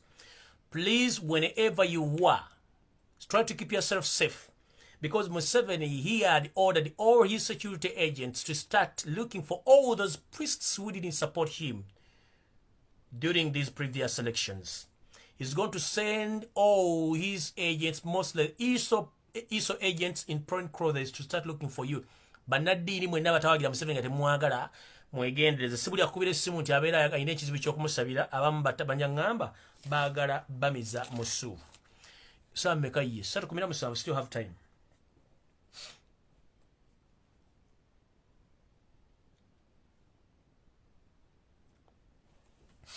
Ngaye mbagambye kyali kyalesa amagye gano kutta bannayuganda. Solution ekyababuze kubanga tubazanya tit for tat. Nkibanyonyodde bulungi, buli muntu yenna ali video mugiwulidde bulungi. Si kirungi nnyo kumala gagenda mu lutalo nga tomazidde planning, tupulaninga ekyo mukitegedde bulungi. Mukitegedde bulungi? Nga mukitegedde bulungi. Njagala bategeeza officially abantu abali mu mission ey'okuwa omumpembero Sseto Basula mutano wa Karekezi. Kino kigenda eno message njagala egende buli muntu yenna ayitibwa Muganda. We are no longer having the Prime Minister oba Katikkiro. Kaloli wasanya Charles Peter Mayiga mukozi wa Museveni era takyafa ku Baganda. 1. Njagala munnaddiini yenna aweereddwa ssente oveeyo n'obugandula bwo ne sekaprayizo simanyi n'emiddalizo gyo simanyi kasasiro wo n'amagandula go. Mujje nga muube empumumpu zammwe nga mugamba simanyi we need simanyi temugenda ku demonstrating nga please. Ndabyeko ku muganda wange gwe namugamba Owenna Mirembe akulira sidini y'abakalaja ba Protestant. Muganda enagamba va mazina g'enkima. Ovuddeyo n'ogamba ovumirira abo abatakkiriza byavudde mu kulonda. Gwo mu kubabadde embaale. Remember I warned you. Ne kugamba va mazina g'enkima gwo mu kubabadde embaale. 1. Bamenye church y'omu Ndeeba. Museveni yali agizimbye. Gwo mu walidinga. Abasosodoti ne bagenda ewasali musale ne babawo enguzi. Nawe wafuna enguzi. Enguzi gy'osooka ofuna emmotoka Museveni gy'akuwa. Church tezikyagaba mmotoka. Buli church yali ewera sabalabiriza emmotoka. Emmotoka gye bakuwanga enguzi yekozesa n'Olufalansa. Lwaki mu bigambo by'oyogera Kazimba Mugalu? Lwaki tovumirira gwanga abantu basse okuva twatandika campaign? Wenojja ozimbye omuntu ojja oleega amagano n'obukofiira obutakutuuka musimanyi yavudde mu kulonda. Twakitegedde ababawadde ssente, but go slow with Ugandans. We are more than what you think. Kazimba Mugaliwe, my brother. We are the same clanmates. Please go slow. Nako okulubaba na dini sikyagala. But on behalf of Uganda, you know me. Stop your nonsense. Mind about church. Ebya Kaisari bya Katonda bya Katonda. Ffe tuli bya Kaisari bya Katonda bisigaze magandula gamwe. Teweetaba mazina ga nkima. Sitaani abatambulirako mu magandula gye mwegadangira ku mudiga nga mulowooza mutegeera nnyo. Mukazi wa kimanyi bw'oba toli mu church nnamira toli mu kuweereza obeera mu bakazi. Mukazi wa kimanyi. Goli muganda ngenja kukwambula. Mukazi wa kimanyi nti bw'oba toli mu church nnamira toli mu buweereza obeera mu bakazi nga weegada nga state beekuwa. Genda mpola.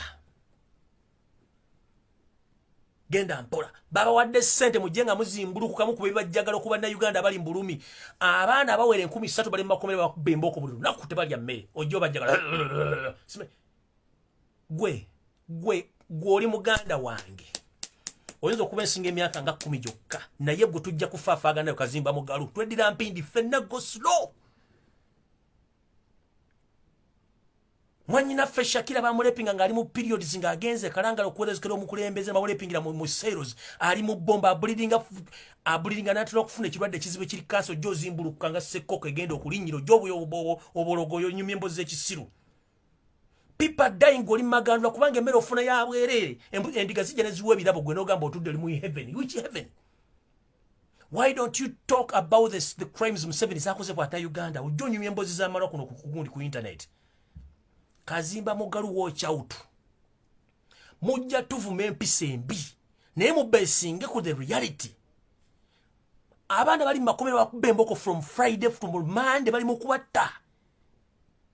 Gojjo zimbuluko linga siko genda okulinya kulu nozimbi mbigando ja linga kusoko genda okulinya ojo bulira abantu musimanyi tukize byavudde mu kulonda musimanyi wa participants mu kulonga tokiza bigenda kuva. Olinga ne bya byenkoko.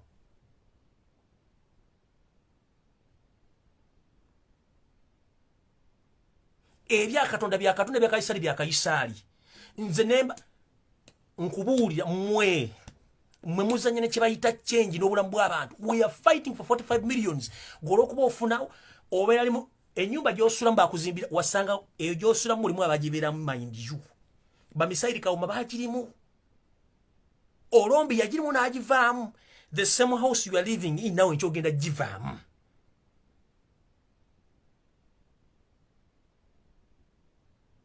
Pene je tuina abaganda bafali makomera tebasa ni mulya mmere kitu jimma abaana baffe obugati mulya mu church wawunza kati ne vini je mu yabawunza kiki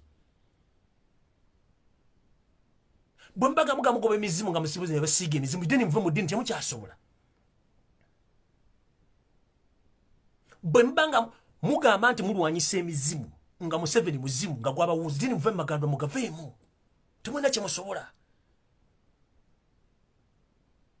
Kulokuba mbala magandula ne muteka kabire bikofira byamwe ne muteka ke idundi sapule mujja muzimanga seko zigenda okunya andigo munyubize embozi nga bana afu bali mukufa bakubye mwana muto emyezi mukage sasi nilimutirawo tosobola mwogerako Museveni ali mukutta baana tosobola bogerako babyo tosobola byogerako baba tutere nze newunyo omusajja omukulu myaka 5 bakotoziza mu meeting otudde omwana omuto ow'emyaka 43 muhozi kanyira busiru akutuuzizza omukulu w'eddiini ensi yonna gwe ne boogera mu gogo n'osaakinga omukulu w'eddiini Kazimba Mugalu oli mu meeting otudde embuzi ey'ebitange bagamba please tell the world to accept the results which my dad won.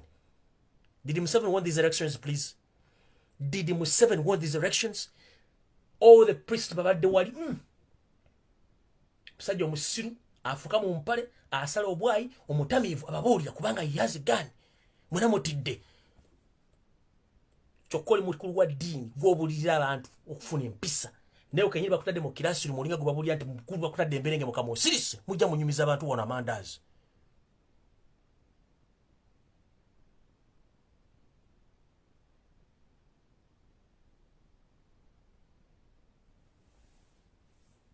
People frustrated tebalina mmere. All the government food reservatories zatundibwa. All our mines are sold off. People crying. Let me ask you one simple question, Kazimba, my brother. If you want to know that the people are suffering, please, you stay at Namirembe Cathedral. Please wake up very in the morning at exactly 5.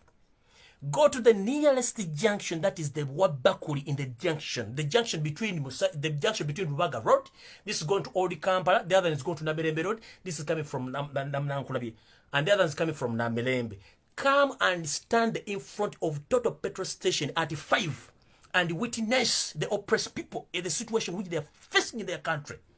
You are just there teething. People, they move barefooted. Tebalina hope batambula beyogeza balinga balalu. Golo kuba oli mu ntebe esekufuwa osobola okulya n'abaana mu mmeku mmere eri abatalina mmere eri abatasoma. Bonna ba beneficiaries abandi bali baganyiddwa mu bintu bitundiddwa abatundiddwa basajja mukkirizaamu. Nosanga omukazi ayambadde boarding agisibyeko akaveera ayambadde niigira wakati erimu ekituli mujja mutusinikirako ebinnyo. Abantu banywanga chai ku makya nali ekyemisana nali ekyeggulu manya chai wakawuta bakyasobola bilya.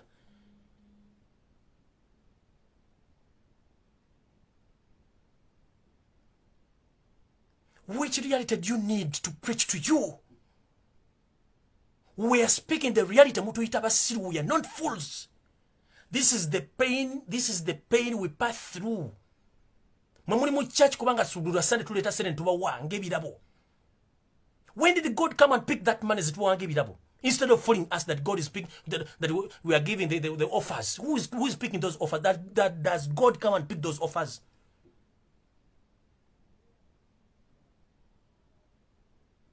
Nkugambye kera ku macho osulali na mirembe waggulu.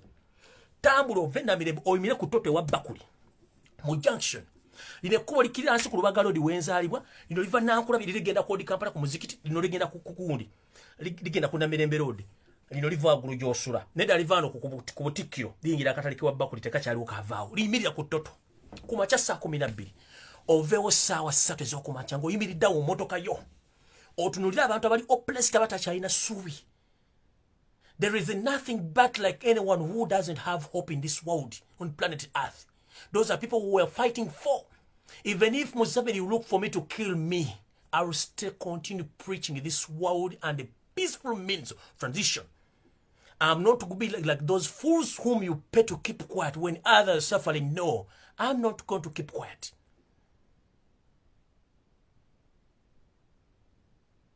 Gwe nkutadde mu junction etaweza wadde a kilometer okuva wosula.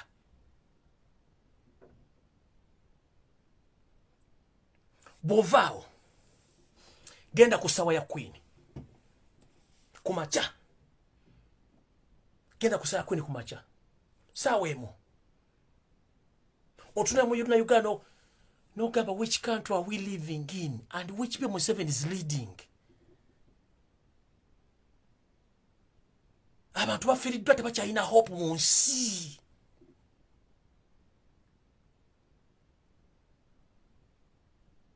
But you were given money to break. You were obliged to start to come to the public. You utter nonsense.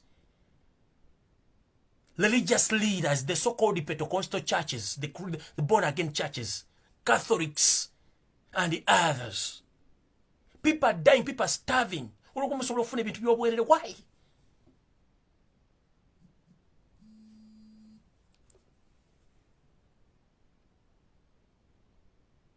You think those people were born like that? It's the poor management and the poor vision of the Museveni's government which had led to these people to be like that. But you are putting on the second plies and these words public. Bantu bameka bana Uganda abaana abatabandi badde bafuna hope yiyo kubeera ku wall bameka. Do you encourage them?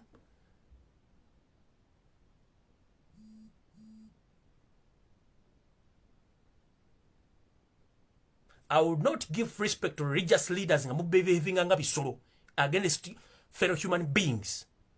God doesn't like such people to behave the way how you behave. You are there to be on the side of oppressed people. But if you turn against the oppressed people, we are not going to keep quiet. Ngenze mass. Njagala buli munadini avaayo kati. Kazimba Mugalu, my fellow brother, or my clanmate, please. If you come out and blagging, please, before you blag, jangu ondetere DRC form za Museveni ko yawangulidde obulu mu Uganda yonna oliko jjo tandiko okulekana mu public. Jole te DRC form za Museveni ko yawangulidde ozibulya public. Have you ever visited any prison in Uganda? Have you ever sat in any meeting negotiating or releasing political prisoners mu Uganda? Mugera kuya mu bufe bajja bana obutwa mu ne muroka ze mutwa muzimu esizo namfu. Join me amsimanyi. I'm the head of the protocol bombo clat. Munyumya bichi. Njagala muna dini oveyo nyumye stories ebyobulu byabadde mu kulonda kwa Museveni. Ng'olina results wakati wa Museveni kyagulanyize bakuwadde eziri original. Stop defending the Satan. You are in this world on behalf of God, whom all we believe in. But as we speak right now, you are serving the Satan, a blood suck. If you can't come out with DRC forms which declare Museveni as a winner, ngabaziwadde nga ziri mu proper form, stop and zip up your mouth. Zip up your mouth. Stay where you are. Bemunafa tujabazika, and we shall come in numbers. Stay where you are. When you die, we shall come in numbers to bury you. And we know exactly where to bury you. Stop fooling Ugandans. You are supposed to serve God. And God doesn't want to see someone else suffer on this planet Earth. But you are serving the Satan who torture, who oppressed Ugandans. Njagala munadini aveyo nga leta DRC forms za Robert Kyagulanyi center mu zonna oliko kireme Museveni yawangudde. Oteneza Museveni.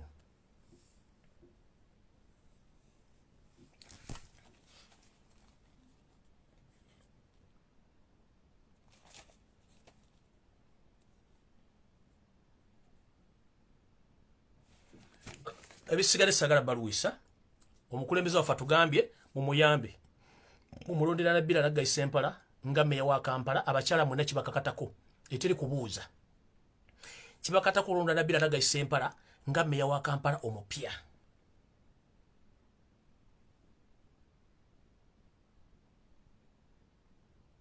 Mukama bankumira takumira mpera gwenyiziza. I'm very sorry, but this is the reality. We need to preach the reality. Okwesiiga ebizigo ng'oddugala tekikufuula nti wanaabye. Okufuuyira mu taxi noga ani afuuye ng'ate gw'ofuuye ng'ofuuyidde abantu ati kijja kugasa kati bali bakulu ba diini muli mu taxi ne bannansi mwe mutufuuyira ate mwoza ani afuuye. Mind you, bwe mbeera nga mu taxi, if you want to know ani afuuye, omuntu asooka ani afuuye yaba afuuye. Bannaddiini tuli mu taxi fenna tutambula ensi mwe tuli tu mu bus muli mu kufuuwa muwuza ani afuuye mwe kennyini mumufuuyira bannayuganda mbatuddeko.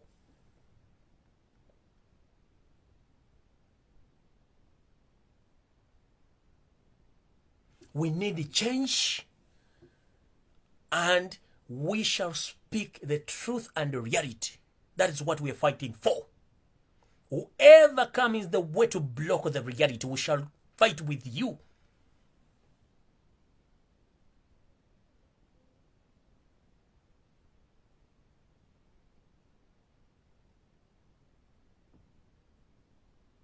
People are dying, people are suffering, people are jail rotting. Mulia mwebuzabuza, mudena, bani afuye, ani afuye. Mumufuwa. Mugenda mu State House ne muli ebikyepere ne mujjange embuto zibajjudde, embuto ziba zirizinga sekerenda wenyo bantu muza kasasiro, mugenda mufuira mu motoka, ani afuye. Mumufuye kubanga muli akusendeza state.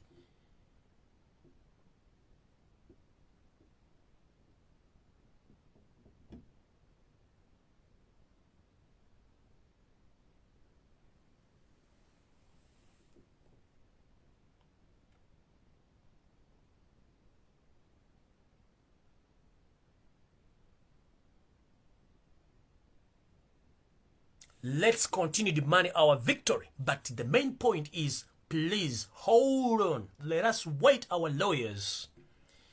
to see that we pass through the courts of law. But if Museveni blocks our last resort, then we shall resort to the original plan of reclaiming our victory. May God bless Ugandans. May God bless Uganda as a nation. But we must keep on claiming our victory. Don't lose hope. Stay strong and blessed, but stay focused. You understand? Who pays to all those adverts on TV which states that we should stay calm? Who pays? It's the government. Who is killing people is the government. Who takes people to the prison is the government. Who kidnaps people is the government. So how dare you start promoting that people they shouldn't lay the reality, you would promote those things on TV while they were the one creating those things. Or claiming that you're keeping a peace at all, creating a fear bantu. Or creating a enmity at all, preaching a peace. Kwe kuna abanoga na n'abasomega no chichi bagamba wandikola ekintu okulumya guno uzikanga oyambe muyambe ekkiriza whatever Museveni you are doing right now. It gives us more hope and more focus. But this is my last message to all our brothers and sisters in the UPDF uniform. Forget those ones who are on the street right now. Those are foreigners. Our brothers and sisters, most especially the serving officers in the UPDF, please, we beg you kindly, join the people of Uganda to claim for our victory and protest against the assassination, the kidnapping of Ugandans, the innocent Ugandans. We are not in Ugandans as a sacrifice from 7 to stay in power. We are there to serve our nation and to protect our nation. So please, UPDF officials, mainly the Ugandans, not anyone you see in the uniform which says that Uganda is a Ugandan. There are so many foreigners who were fetched from outside to come to protect Yosef Tabasole, the son of Karaches. But I'm calling upon all Ugandans from different parts of the country, please, use your strength to protect Ugandans by all means. May God protect you and bless you. Muwangale bulungi.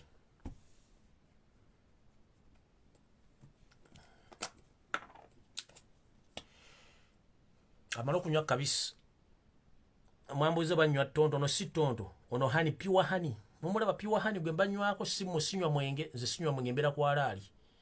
Eri ambuza mbo banywa ono siwala gibambi kano ka honey. Mukalabe bulungi. Honey gwe nywako.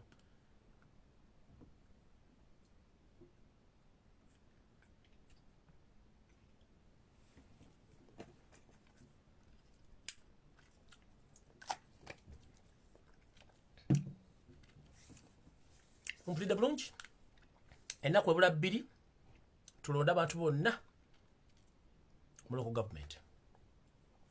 Mweraba.